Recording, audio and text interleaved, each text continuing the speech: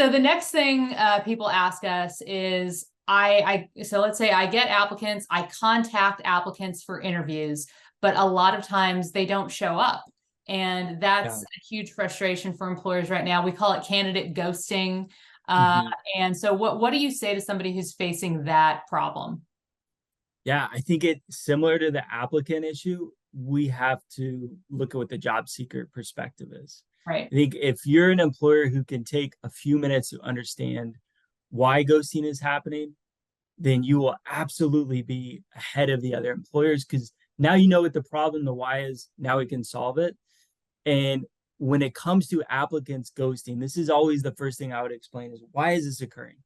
Well, for most job seekers, when they apply to a job, what do they all get right after the job? They get an email to their inbox thanking them for applying, right? So that's the very first thing they get is an email thanking them for applying. It's pretty generic.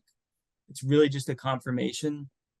And then maybe days later, right? Days later, you or even weeks, unfortunately, they may get another email from the employer asking them to complete a step or schedule a phone interview. That all makes for a poor job seeker experience, right?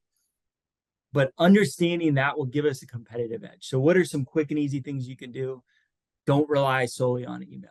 Emails do go to spam. I've heard from a lot of hiring managers that use texting with applicants along with emails, but using texting first and responding before the other employers do. If you can respond within 24 hours, that's our best practice, our recommendation. But honestly, a few hours or even utilize some automation and get that sent out immediately within 3 minutes. You will be the number one employer, the first one to respond to these applicants, which gives you a really good chance. I could give a few more tips. I'll just say on applicant ghosting, that's just low hanging fruit is the texting, responding within 24 hours, super, super important. And then the third thing is have lots of interview availability. If we picture the average job seeker, again, they don't have lots of time. They're probably working a day job with unemployment being so low. So they are applying to these, showing up to interviews. They're trying to work it around their day job. And I do remember when I was applying to Career Plug, I basically had to call out sick or take a day of PTO or a few hours of PTO just to try and make interviews that were in the middle of the day. So little things like expanding your interview availability, having that lunch hour opening, have that morning or maybe the evening or even the weekend, you're going to make it easier for people to show up to the interviews and easier for them to make that decision. So that's another tip with ghosting.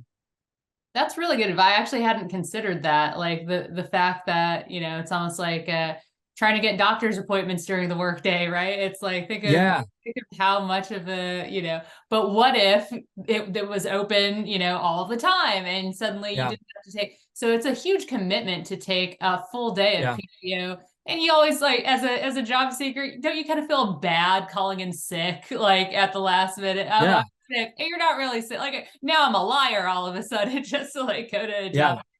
So it is a sacrifice. And, I think yeah, we forget that the level of commitment that, a job seeker who's really interested in your position is putting themselves through. So like being extra courteous, yeah. like having empathy for the job seeker. Yeah, that makes all the sense in the world.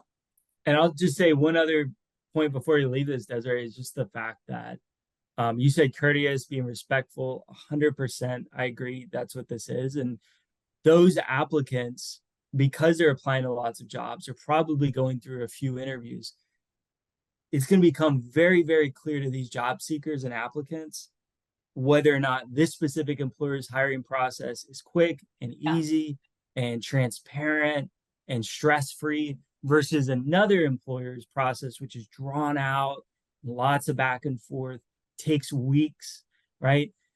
So I think as much transparency as you can offer into who's going to be doing the interview, how many hiring steps there are, just because we know most people hate changing jobs. They hate changing jobs. It's double the work, it's another part time job. So Mhm. if we can make any of that easy, I think even if competitors have higher pay and better benefits, we'll still win over these applicants and convert them to hires as well.